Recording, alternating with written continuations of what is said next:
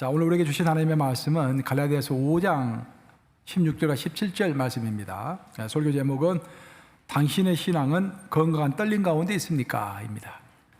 두 절이니까 우리 합독하도록 하겠습니다. 시작. 내가 이르노니 너희는 성령을 따라 행하라. 그리하면 육체의 욕심을 이루지 아니하리라. 육체의 소욕은 성령을 거스르고 성령은 육체를 거스르나니 이 둘이 서로 대적하므로 너희가 원하는 것을 하지 못하게 하려 함이니라. 살아계신 하나님의 말씀입니다. 오늘 성령 강림 주일이니까 성령에 관한 이야기를 여러분과 함께 나누면서 은혜를 이렇게 받고자 합니다. 살아있는 모든 것들은 호흡함으로 그 생명을 유지합니다. 아무리 강한 생물이라고 할지라도, 아무리 건강하다고 할지라도 코끝에 호흡이 사라지는 그 순간에 우리 인생은 끝이 나는 것입니다. 성경에 따르면 우리 인간은 특별하게 두 가지 호흡을 한다고 되어 있습니다. 하나는 육체의 호흡이고 다른 하나는 영의 호흡을 하게 되는 것입니다. 육체의 호흡과 영의 호흡, 그 어떤 것이 중요할까요, 여러분? 육체의 호흡이라는 것은 우리가 80평생, 90평생 살다가 죽을 때까지 하는 호흡이 육체적인 호흡입니다. 많은 사람들은 그 호흡을 유지하기 위하여, 단 하루라도 더 유지하기 위하여 내가 100만 불이라도 들여서 단 하루라도 더 살 수 있다고 한다면 하루라도 더 살기를 원하는 것이 육체의 호흡입니다. 하지만 여러분들이 꼭 아셔야 할 것은 뭐냐면 우리 영의 호흡이라는 것은 우리 육신이 죽고 나서도 영겁의 세월을 두고서 영원히 천국에서 누릴 수 있는, 영원히 호흡하는 그 호흡이 바로 영의 호흡인 것입니다. 그래서 우리가 육체의 호흡을 위해서 영의 호흡을 포기하는 그런 순간이 있다고 한다면 우리는 인생을 잘못 살고 있다고 할 수가 있겠죠. 많은 사람들은 호흡하는 것 같지만 호흡하지 못한다라고 성경은 이야기합니다. 요한계시록 3장 1절 한번 같이 읽어보겠습니다. 시작. 사대교회 사자에게 편지하라. 하나님의 일곱 영과 일곱 뼈를 가지시니가 이르시되 내가 내 행위를 아노니 내가 살았다 하는 이름은 가졌으나 죽은 자로다. 이건 예수님이 소아시아에 있었던 사대교회에게 하신 말씀입니다. 이 말이 중요한 이유는 뭐냐면 예수님이 믿지 않는 자들에게 이 말씀 하신 것이 아니라 이미 교회를 열심히 다니고 있는 자들에게 하고 있다, 이 말씀입니다. 교회를 열심히 다니고 있어요. 열심히 예배 참석하고 있습니다. 근데 예수님 봤을 때는 이 사람은 죽은 사람이다라는 것입니다. 물론 육체적인 호흡은 하고 있죠. 영의 호흡을 하고 있지 못하다, 그런 말이에요. 오늘로 말 것 같으면은 많고 많은 교회에 많은 사람들이 주일 11시가 되면 다 교회 갑니다. 근데 거기 있는 사람들이 예수님이 봤을 때는 어떤 사람들은 영의 호흡을 하지 못한 상태에서 살았다고는 하나, 형식적으로 살았다고는 하나, 육체적으로는 살았다고 하나, 뭔가 활동을 하고 있는 것 같으나 영은 죽어 있는 상태에 있다라고 예수님은 판단하시는 것입니다. 그러면서 사도 바울은 로마서에서 그런 말씀하시죠. 만약 우리가 그리스도의 영이 없다고 한다면 그것은 이미 그리스도의 사람이 아니다. 즉 그리스도인, 그 예수를 따르는 예수의 사람이라고 이야기하고 있음에도 불구하고 예수의 영으로 호흡하지 못하면 그 사람은 이미 그리스도인이 아니다 라고 이야기를 하고 있습니다. 즉 어떤 교리로 우리가 그리스도인이 되는 것이 아니라 그리스도의 영을 호흡함으로 우리가 그리스도인이 된다라고 성경은 이야기하는 것입니다. 로마서 8장 9절 한번 같이 읽어보겠습니다. 로마서 8장 9절 시작. 만일 너희 속에 하나님의 영이 거하시면은 너희가 육신에 있지 아니하고 영에 있나니 너희가 누구든지 그리스도의 영이 없으면 그리스도의 사람이 아니라. 그리스도의 영으로 인도함을 받을 줄로 믿습니다. 오늘 특별히 성령 강림 주일인데 그리스도의 영으로 인도함을 받는다라는 것은 무슨 뜻인가? 어떻게 해야 우리가 21세기 이 복잡다단한 세상 가운데서도 그리스도의 영으로 인도받는 그런 사람이 될 것인가? 최근에 전 세계적으로 가장 관심을 끌고 있는 것 중에 하나가 러시아하고 우크라이나 사이에 벌어지고 있는 전쟁입니다. 그렇죠? 전쟁 꽤 오래되고 지금 지속되고 있어요. 지금 거의 2년째 지금 지속되고 있는데, 여러분 그 전쟁이 일어났을 때 우크라이나 하면은 원래 우크라이나가 이제 러시아 문화권에 속한 나라이죠. 근데 우크라이나 하면은 가장 먼저 떠올리는 사람이 누구냐면은 국민 작가인 고골입니다. 니콜라이 고골. 니콜라이 고골은 푸시킨 아시죠? 인생이 그들을 속일지라도 슬퍼하거나 노하지 말라. 그 푸시킨과 동시대 사람이에요. 그러니까 톨스토이라든지 도스토옙스키 바로 그 전 사람이죠. 그러니까 국민 작가, 러시아를 대표하는 그 어머니와 같은, 문학의 어머니와 같은 그런 사람이죠. 한국을 말 것 같으면은 서정주 시인, 그렇죠? 시인 하면은 한국의 시의 대부 하면은 서정주 아닙니까? 그 서정주 시와 같은 그런 이제 위치를 차지하고 있는 사람이에요. 오죽했으면 그 도스토옙스키가 우리 모두 러시아 작가 모두는 고골의 외투에서 나온 사람들이다, 그런 말을 했을까요? 굉장히 굉장한 사람이죠. 그 고골이 쓴 대표적인 단편 소설이 외투라고 하는 그런 단편 소설입니다. 그 소설 내용은 그래요. 그 주인공이 아카키 비치라는 사람이 주인공으로 나옵니다. 아카키 비치는 면석이로서 구급 공무원이에요. 그 시골에서 일을 합니다. 그 사람이 하는 일은 뭐냐면은 공문서를 그대로 베끼는 일을 합니다. 오늘날로 말 것 같으면 카피 머신이에요. 그 당시에는 카피 머신이 없으니까 사람이 다 베껴 썼지 않습니까? 그 일을 합니다. 그 창조력이 별로 필요 없는 일이에요. 그 사람은 말수도 적고 결혼도 못해서 노총각입니다. 하고 싶어도 결혼하지 못했어요. 노총각이. 그리고 사김성도 없고 부침성도 없고 아부도 할 줄 모릅니다. 그래서 동료들이 다 깔봐. 특별히 그 후배 직원들이 아깝게 자기들끼리 모이면 아깝게 흉내를 내면서 막 이상한 사람이라고 이렇게 흉을 봅니다. 더더욱이 그 수위들 있지 않습니까? 그 관공서의 수위들이 아깝기가 지나갈 때는 그냥 쳐다보지도 않습니다. 일어서지도 않고 격려하지도 않고 쳐다보지도 않습니다. 다 무시하는 그런 사람이었어요. 아카키는 그렇지만 성실한 사람이었기 때문에 그 상사가 너무 불쌍히 여겨가지고 아카키를 좀 승진을 시켜주고 싶어가지고 좋은 보직으로 이동을 시켜줍니다. 근데 아카키는 그 일을 하면서 너무 답답함을 느끼는 거예요. 그래서 상사 직원을 찾아가서 그 일은 저에게 적성에 맞지 않는 것 같습니다. 저는 그냥 가만히 앉아가지고 문서를 그대로 베끼는 일, 그러면 족합니다. 해가지고 다시 자기 자리로 돌아오는 거예요. 그는 착실했지만 무능한 공문이었습니다. 이런 주인공을 가르쳐서 작가 고골은 답답한 사람이다라는 표현을 쓰고 있습니다. 그래서 뽀실라스티라는 그 유명한 단어를 사용하는 거예요. 뽀실라스티라는 것은 러시아 단어인데 번역본을 읽어보면요, 보통 뽀실라스티 단어를 그대로 씁니다. 그대로 써놓고 가로를 치고 속물근성이라고 이렇게 보통 표현을 해요. 속물근성이 있는 거예요. 즉 어떤 도전 의식이 없습니다. 꿈도 없고 그저 하루하루를 근근히 살아가는 독수리처럼 창공을 알고자 하는 거룩한 욕망도 없고 정말 그렇게 하루하루를 살아가는 그런 속물처럼 살아가는 그런 인간을 뽀실라스티라고 이야기를 하는 것입니다. 그 당시에 고골이 이 소설을 쓸 당시에는 러시아가 제정 러시아 시대였죠. 즉 황제 짜르가 이 지배하는 그런 러시아였습니다. 그 러시아 짜르 밑에서 있었던 농노들, 농부들과 그 노예들은 그 어떤 소망이 있을 수가 없었습니다. 하루하루 육체적으로 호흡하고 있지만 영적으로는 완전히 호흡이 죽어있는 그냥 그 뽀실라스티의 삶을 하루하루 살아가고 있는 그런 불쌍한 사람들이었다라는 것입니다. 이런 주인공의 삶에 하나의 큰 위기가 찾아오는데 그것은 러시아의 강추위가 찾아온 것입니다. 원래 러시아는 추운 나라인데 특별히 강추위가 찾아온 거예요. 그래서 퇴근하고 집에 가는데 무척 추웠습니다. 그냥 팔과 등이 그냥 뼈가 아르르 할 정도로 너무 추웠어요. 그래서 뭐가 내 외투가 이상하게 된 거 아닌가 하고 집에 와가지고 외투를 한번 살펴봅니다.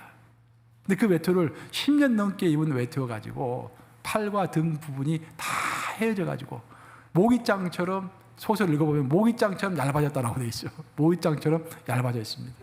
그리고 그 안감은 다 찢어져가지고 너덜너덜하고 있는 거예요. 그래서 그 수선하기 위하여 재봉사를 찾아갑니다. 그래가지고 그 옷을 수선해달라고 그랬더니 재봉사 하는 소리가 이 옷은 너무도 해졌기 때문에, 너무도 낡았기 때문에 여기다가 세천을 이렇게 대가지고 옷을 수선하면 옷이 다 찢어집니다. 이 수선 불능입니다. 그렇게 이야기를 하는 거예요. 그래서 주인공은 고민하게 되고 아깝기는 고민을 하게 되고 드디어 마음의 결단을 하게 됩니다. 그래, 내가 새 외투를 한번 장만해야겠다. 근데 외투값이 비싼 거야. 그리고 구급 공무원의 월급은 너무 작은 거예요. 그래서 그는 외투를 꼭 사야겠고, 그래서 그 박봉을 쪼개서 저축을 해야겠다라고 마음을 먹고 제일 먼저 취한 행동이 홍차를 마시지 않는 것입니다. 추운 날씨에 자기를 위로해주는 그 따뜻한 한 잔의 차, 홍차가 아주 중요한데 홍차를 마시지 않기로 결단한 거예요. 돈을 아끼려고. 그리고 그는 저녁에 집에 들어가면은 항상 촛불을 켰는데 이제 촛불을 켜지 않기로 합니다. 촛값을 아끼기 위해서. 그럼 집에 돌아오면은 할 것이 아무것도 없는 거예요. 가족도 없고 혼자 살아가는데 촛불까지 켜지 않으니 그냥 멀뚱멀뚱 앉아 있다가 시간 되면 잠자는 것입니다. 그리고 그 구두가 달아지는 것을 아끼기 위하여 또 구두값이 들잖아요. 그 구두가 안 달아지게 하도록 위해서 살금살금 걷습니다. 그렇게 해가지고 6개월 동안 있는 힘을 다하여 돈을 모읍니다. 그래서 드디어 6개월이 지났을 때 새 외투를 장만하는 거예요. 그 새 외투를 장만하고 그런 인생 최고의 날을 맞이했습니다. 너무 기쁜 거야. 그래서 그 외투를 자기 사무실에다 딱 걸어다 놓고 필사하면서 일하다가도 그 외투만 딱 보면은 마음이 즐거운 거야. 만면에 웃음을 띄운 거예요.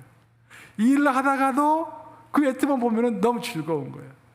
어떤 사건이 마음을 괴롭게 하는 사건이 벌어졌다가도 그 외투를 보면은 즐거운 것입니다. 여러분들도 그런 외투가 있습니까? 보기만 하면 즐거워. 이 사람이 그 외투를 다 갖다 놓고 그 외투만 보면 즐거운 것입니다. 그리고 그의 상가는 그가 외투를 산 것을 기념해주기 위해서 집에서 파티를 열어줍니다. 그래서 아카키의 삶을 보통 사람들이 다 알기 때문에 이 사람이 새 외투를 사고 그럴 사람이 아니다라는 것을 알기 때문에 새 외투를 샀다라는 이야기를 듣고 많은 사람들이 축하해주기 위하여 파티에 옵니다. 그래서 그 파티를 즐겁게 보내고 아카키는 야, 내가 드디어 인생에 성공했구나. 외투까지 살 정도로 내가 성공을 했구나. 라고 큰 만족을 느끼고 이제 저녁이 돼가지고 집으로 돌아가다가 강도들을 만나게 되는 것입니다. 그 외투를 빼앗겨버려요. 너무 당황해서 아카키는 경찰서에 가서 신고를 했지만 경찰서에서는 본 척도 하지 않습니다. 그래서 그 고민을 동료에게 터놨더니 동료가 고관 대작을 찾아가라고 고관을 소개해 줍니다. 그래서 그 고관에게 찾아가가지고 고급 관료에게 찾아가서 내 외투를 좀 찾아주시오라고 했더니 그 고급 관료가 아니 그런 것 따위에 내가 신경을 쓸 사람이냐라고 버럭 소리를 지르는 바람에 아카키는 또 큰 충격을 받게 됩니다. 자기의 인생의 소망이었던 그 외투를 잃어버리고 나서 너무도 황당해서 길거리를 걸어가는데 외투도 없는 상태에서 입을 헉 벌리고 실성한 사람처럼 그 추운 겨울에 이 모스크바 거리를 걸어가다가 그는 후두염에 걸리게 됩니다.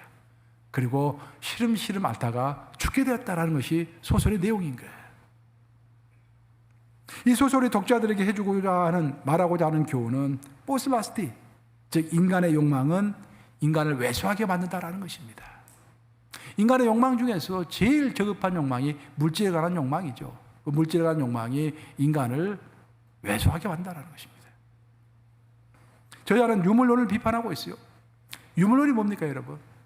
유물론은 물질이 정신에 우선한다라는 그런 것이 유물론입니다. 물질이 정신을 좌우한다라는 것이 유물론이에요. 그 유물론의 바탕으로 공산주의가 생긴 것이죠. 그래서 공산주의자들은 종교를 아편이라고 이야기합니다. 왜? 종교는 정신에 속한 것이기 때문에.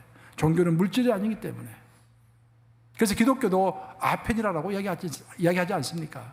그래서 공산주의 국가에서는 기독교를 반대하는 것입니다. 아카키는 자신의 외투가 사라졌을 때 자신의 생명이 사라지는 것을 경험했습니다. 그런데 아카키뿐만 아니라 이 땅을 살아가는 많은 사람들이 자신들만의 외투를 추구하다가 살아가다가 그 외투가 없어졌을 때 삶의 소망을 잃어버리는 거예요. 여러분의 외투는 무엇입니까, 여러분? 각자가 다 마음에 꿈꾸고 있는 외투가 있는 거예요. 근데 그 외투를 가지고 있다가 그 외투가 사라졌을 때 삶의 모든 소망을 잃고 삶을 포기하는 사람도 생기는 것입니다. 많은 유명인들이 자살을 합니다. 왜냐하면 자신이 의지하고 뽐내던 자기만의 그 화려한 외투가 없어졌다고 생각할 때 자살을 하게 되는 것입니다. 많은 연예인들이 왜 자살을 할까요? 그것은 자신의 외투, 그분들 연예인들에게서 외투는 인기죠. 인기가 없었다고 생각할 때 자살을 하게 되는 것입니다. 많은 재력가들은 자신의 돈이 없었다고 생각할 때 그 자신의 외투는 돈이죠. 그 사람들에게는. 그것이 없었다고 생각할 때, 소망이 없다고 생각할 때 자살을 하는 것입니다. 또 높은 지위에 올랐던 사람은 그 지위에서 낙마하게 될 때, 선거에서 떨어지고 어렵게 될 때 계속해서 선거에서 승리할 때는 문제가 없었지만 승리하게 떨어지게 되면 낭망하며 외투가 없었다 생각하고 또 자살하는 사람들이 있습니다. 흔히 사람들은 몇 개의 외투를 가졌느냐를 가지고 자기 자신을 평가합니다. 나는 내가 몇 개의 외투를 가졌다. 어떤 사람 각자가 다 생각하는 거예요. 저 사람은 몇 개의 외투를 가진 사람이야 라고 또한 평가를 합니다. 사실 우리에게 필요한 것은 외투가 아니라 하나님만 있으면 되는 거 아니겠습니까? 사실은 모든 것의 원초가 하나님이시니까 그 하나님을 의지하면서 하나님께서 공급해 주시고 하나님께서 역사하셨던 그런 간증이 우리 삶에 있다고 한다면 그 무엇이 두렵겠습니까? 인생을 살아가면서 그것이 없기 때문에 그 나를 가릴 수 있는 외투를 우리가 추구하는 것이죠. 사람들은 외투를 향한 자신의 욕망을 성취하기 위하여 인생을 낭비합니다. 어렵게 한 번을 가지게 되면 그것으로 만족하는 것이 아니라 또 다른 좋은 외투를 가지고 싶어 하는 것입니다. 그것이 인간입니다. 그럼 우리가 어떻게 해야 나의 삶을 사로잡고 있는 외투를 과감하게 벗어버릴 수가 있을까요? 그 외투에 관한 집착으로부터 어떻게 하면 내가 자유로울 수 있을까요? 그것은 나의 욕망을 기준으로 이 땅을 살아가는 것이 아니라 성령의 인도를 기준으로 살아갈 때 우리의 외투에 관한 집착이 사라질 줄로 믿습니다. 그 외투가 우리를 괴롭히는 거예요. 그 외투가 우리의 모든 사상을 지배하는 것입니다. 그것이 유물론이고 그것이 아카키가 보여줬던 행동이고 그 소망, 외투에 관한 그 집착 때문에 결국은 그것을 잃어버렸을 때 죽기까지 하는 그것이 인생의 경우가 많이 있는 것입니다. 그것으로부터 탈출하기 위하여 우리에게 바로 성령이 필요할 줄로 믿습니다. 사도 바울은 오늘 본문에서 우리 현재 상태를 이렇게 표현하고 있습니다. 갈라디아서 5장 17절 한번 같이 읽어보겠습니다.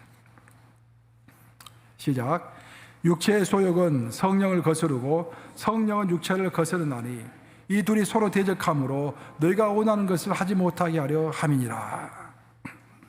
우리 안에는 두 가지가 있다고 했습니다. 하나는 육체의 소욕이 있고 하나는 성령이 있다고 했습니다.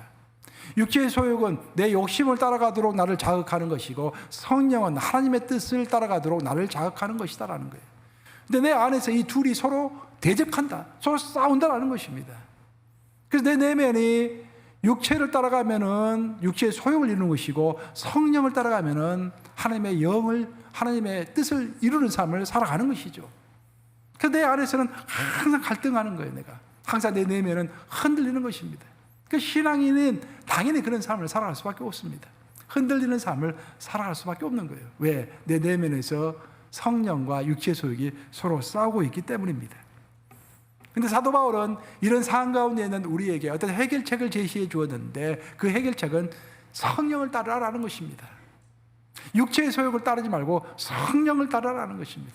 그래야만 우리가 영혼의 호흡을 할 수 있고 영겁의 세월을 살 수 있다라고 사도 바울은 우리를 가르치는 것입니다. 우리가 성령을 따라서 행하기 위해서는, 성령을 따라가는 삶을 살기 위해서는 가장 먼저 우리는, 제가 봤을 때는 고민하는 사람이 되어야 합니다. 고민 안 하는 게 그게 문제가 되는 거예요. 내 안에서 갈등이 생겼을 때 내가 왜 갈등 가운데 있는 것인가? 내 양심은 나에게 무엇을 말하고 있는 것인가? 나는 제대로 된 선택을 하고 있는 것인가? 심각하게 고민해야 합니다. 우리가 정말로 경계해야 할 것은 죄와 올바르지 못한 신앙생활에 익숙해지는 것입니다. 우리가 죄에 대해서 익숙해지면은 더 이상 내적인 갈등을 하지 않습니다. 만약 여러분들이 지금 현재 어떤 신앙의 갈등 가운데 있다고 한다면, 어떤 고민 가운데 있다고 한다면은 그래도 여러분이 내면이 양심이 살아있는 거예요. 근데 어떤 사람들은 심각한 상황 가운데 있음에도 불구하고 고민 자체를 하지 않습니다. 왜? 죄에 대해서 익숙해졌기 때문입니다. 여러분들이 처음에 죄를 지을 때는요, 죄를 짓고 나서 양심의 가책을 많이 받습니다. 내가 정말 이게 잘한 것인가? 고민도 많이 해요. 행동하기 전에도 고민하고 행동한 후에도 고민을 많이 합니다. 성령이 살아계시고 양심이 살아있는 것이죠. 근데 그 죄를, 똑같은 죄를 2번, 3번, 4번 이렇게 반복하다 보면은 그 죄에 대해서 익숙해지는 것입니다. 그러니까 신앙생활 할 때 가장 조심해야 할 것 중에 하나가 익숙해지는 것, 죄에 대해서 익숙해지는 것, 굉장히 조심해야 할 줄로 믿습니다. 예수님은 정말 이처럼 예수님의 그 행동을 보시면은 예수님이 그 성전에 들어갔을 때 이스라엘 사람들이 하는 행동을 보고 깜짝 놀랐습니다. 왜냐? 성전에서 화폐 장사를 하고 병이 들어있는 염소와 양을 팔고 소를 팔고 있었기 때문에 그 모습을 보고 예수님이 깜짝 놀라신 것입니다. 여러분들 구약을 보세요. 구약을 보시면은 성전에서 감히 거기서 화폐 장사를 하고 감히 거기서 양과 염소를 돈을 주고 팔면서 그것도 절름발이 병든 것 그런 것을 하나님께 드리라고 파는 것은 있을 수가 없는 일 아니겠습니까? 아마 처음에 어떤 사람이 성전에서 장사를 하려고 했을 때는 마음이 뜨끔했을 것입니다. 그렇지만 그것을 2번, 3번 반복하면서 나중에는 괜찮아진 거예요. 그래서 신약 시대가 됐을 때, 예수님 시대가 됐을 때는 누구든지 성전에 와서 다 장사를 하는 거예요. 그냥 양도 팔고 비둘기도 팔고 화폐 장사도 하고 그 모습을 본 예수님께서 채찍을 들어서 그들 다 성전에서 쫓아내셨죠.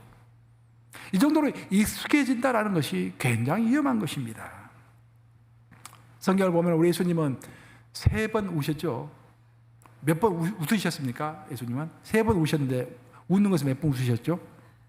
한 번도 웃지 않으셨어요. 예수님은 뭐 웃는 것이 잘못된 것은 아니겠죠. 그렇지만 예수님은 한 번도 웃지 않으셨습니다. 예수님은 3번 대신에 우셨어요. 왜 우셨습니까? 예루살렘이 그리고 온 유대가 죄에 대해서 너무도 익숙해져 있는 그 모습을 보면서 우셨죠. 예수님이 십자가를 지고서 골고다 언덕을 향하고 있을 때 예루살렘 시가지를 걸어가고 계셨습니다. 그때 많은 예루살렘의 여인들이 예수님을 바라보면서 불쌍하다고 울었어요. 예수님께서 하신 말씀이 얘들아 내가 불쌍하다고 울지 말고 너 자신을 위하여 울라라고 예수님이 말씀하시죠. 너 자신은 어떤 자신입니까? 이미 죄에 대해서 익숙해질 대로 익숙해져 있는 삶을 사는 사람들. 형식적으로는 예수님을 따른다고 하지만 실질적으로는 내용이 아무것도 없는, 호흡을 한다고 하지만 육체적인 호흡은 하고 있는 것 같은데 영적인 호흡이 전혀 없는 그런 삶을 살고 있는 그들을 향하여 예수님은 나를 위하여 울 것이 아니라 너 자신을 위하여 울라라고 말씀하신 것이죠. 그래서 예수님은 그 죄에 대해서 너무도 익숙해져 있는 영적 호흡을 하고 있지 못하는 사람들을 보면서 3번을 우셨다라고 성경은 증언하고 있습니다. 우리가 성령을 따라 생각하기 위해서는 또한 성령을 소멸치 말아야 합니다. 우리가 죄에 대해서 익숙해지는 것이 정말 우리가 경계할 것 중에 하나라고 한다면은 성령을 소멸치 않는 것도 우리가 굉장히 신경을 써야 할 분야입니다. 성령은 우리 안에 항상 계시지만 그 성령이라는 것은 우리의 행동 여하에 따라서 성령으로 충만할 수도 있고 성령이 소멸할 수도 있는 것입니다. 우리가 어떻게 하느냐에 따라서 판가름이 되는 것입니다. 그래서 사도 바울은 고린도전서 5장, 데살로니가전서 5장 19절에서 성령을 소멸치 말라라고 이야기하고 있습니다. 성령은 우리가 너무 바쁠 때 소멸하게 되는 것입니다. 조금씩 소멸해 가면서 나중에는 그냥 소멸해지는 거예요. 성령은 2가지 성령이 있다고 했죠. 우리 예수님을 영접할 때 누구든지 예수의 이름을 부른 자에게 예수를 내 인생의 구세주로 모셔드리고 내 인생의 주인으로 모셔드리고 내 죄를 구원해 주신 구세주로 예수의 이름을 부를 때 그때 성령이 자동적으로 내 안을 찾아옵니다. 내주하시는 성령이에요. Indwelling Holy Spirit. 그렇죠? 하지만 또한 성령은 특별하게 위에서부터 임하시는 성령이 있습니다. 특별한 사람에게 특별한 순간에 특별한 사역을 위하여 내려주시는 그런 성령이죠. 하지만 기본적으로 모두 예수님을 영접하는 그 사람들에게는 성령이 주어지는 것입니다. 그런데 그 성령이 안에 있음에도 불구하고 계속 내 생각이 근심으로 차 있고 내 생각이 세상 계획으로 차 있고 여러 가지 비교 판단 그런 것들만 다 세상 계획으로만 꽉 차 있으면은 성령이 비집고 들어갈 틈이 없는 것입니다. 또한 성령의 불은 우리가 묵상과 기도와 시간조차도 없이 바쁘게 살아갈 때 또한 성령이 자동적으로 소멸되게 되어 있습니다. 성령의 불을 일으키고 싶으면 간단합니다. 말씀과 기도입니다. 말씀은요, 여러분들, 성경 말씀은 성령의 감화를 받은 사람들이 성령의 인도하심을 쓴 글이기 때문에 기본적으로 성경은 성령의 글입니다. 그 성령의 글을, 성령을 읽으면은 성령과 교통하는 거예요. 성령의 영감을 받을 수밖에 없는 것입니다. 만약 여러분들이 성경을 읽고 있음에도 불구하고 어떤 영감이 떠오르지 않는다, 성경을 읽음에도 불구하고 어떤 감동이 없다라고 한다면은 기도하셔야 합니다. 주님, 내가 성경을 읽을 때 성경의 저자가 되시는 성령님께서 직접 조명해 주시옵소서. 내 영안에 띄게 해주시고 내 마음을 인도해 주셔서 성경을 제대로 이해할 수 있도록 성령이여 도와주시옵소서 라고 기도하고 읽어보세요. 분명히 효과가 있을 것입니다. 말씀으로 충만하셔야 돼요. 그렇죠? 왜? 성경은 성령의 말씀이시기 때문에. 아울러서 우리 기도해야 합니다. 우리가 기도할 때 우리 성령께서 말할 수 없는 탄식으로 우리를 도우신다고 말씀하셨죠. 그러니까 우리가 기쁜 기도할 때 성령의 도우심을 우리가 체험할 수 있는 거예요. 기쁜 기도는 시간과 반드시 연결됐다라고 이야기할 수는 없겠지만 연결이 또 안 됐다라고 이야기할 수도 없는 거예요. 왜냐? 예수님은 제자들에게 너희가 1시간도 깨어있을 수 없었느냐, 즉 1시간도 기도할 수 없느냐라고 말씀하셨죠. 도대체 너희는 어찌된 사람들인지 1시간도 기도할 수 없느냐라고 말씀하셨어요.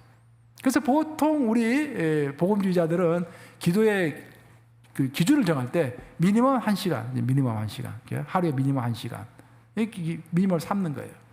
또 1시간 정도 꾸준히 앉아서 기도할 때 성령께서 임재하시고 성령께서 이끄시는 것들을 체험할 수가 있는 것입니다. 그러면서 내가 말씀과 기도로 내 영이 충만하게, 성령 충만함으로 우리가 이끌려지면서 성령을 소멸치 않게 되는 것입니다. 우리가 이렇게 말씀과 기도를 읽을 때 비유를 해보면은 여러분들이 이게 물통입니다. 물통인데 여기에 물통이 물이 하나도 없으면은 그 대신에 뭐가 탑니까? 이 물 안에 공기가 차죠. 공기. 물이 없으면 공기가 차게 돼요. 근데 물통 안에 있는 공기를 빼내려면 이렇게 빼집니까, 여러분? 빼지지 않아요. 물통에 있는 공기를 빼낼 수 있는 가장 좋은 방법은 이 안에다가 물을 채우는 것입니다. 물을 채우면 당연히 공기는 사라지게 되는 것이죠. 마찬가지로 여러분들의 그 욕망이라고 성경에서 이야기하죠. 육체의 욕망. 육체의 욕망은 내가 없애겠다, 결단하고 뭐 글로 쓰고 해서 없어지는 게 아니에요. 없어지는 것 같다가도 다시 옵니다. 근데 육체의 소욕과 육체의 욕망과 정욕 같은 것은 사라진 것 같다가도 다시 오는 거예요. 그것을 없앨 수 있는, 근본적으로 없앨 수 있는 가장 좋은 방법은 내 내면을 성령으로 채우는 것입니다. 말씀과 기도로 채우면은 내 육체의 소욕은 당연하게 떠나가는 것입니다. 이제 말씀 마무리합니다.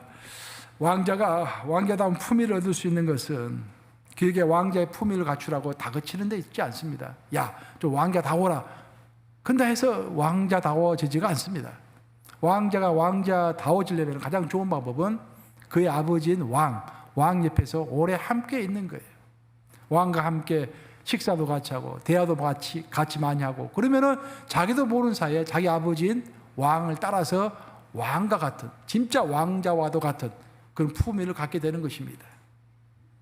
마찬가지로 우리 그리스도인들의 성숙이라는 것은 결국 성령과 함께 하는 시간을 계속해서 늘려갈 때 우리가 성숙해지는 것입니다. 우리 신앙에는 지름길이라는 것이 없습니다. 겪어야 할 것 다 겪어야 돼요. 성령과 함께 동행하면서 차곡차곡 한 발자국 한 발자국 성숙해지는 것입니다. 시간의 축적 가운데서 우리의 생각과 행동은 자연스럽게 그리스도의 생각과 행동으로 변화가 되는 것입니다. 정상적인 나침반을 보면은요, 나침반은 항상 북극을 향하고 있습니다. 당연하죠.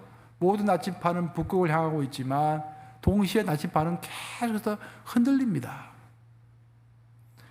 딱 북쪽에 고정시켜 놓고 가만히 있는 것이 아니에요. 계속해서 흔들립니다.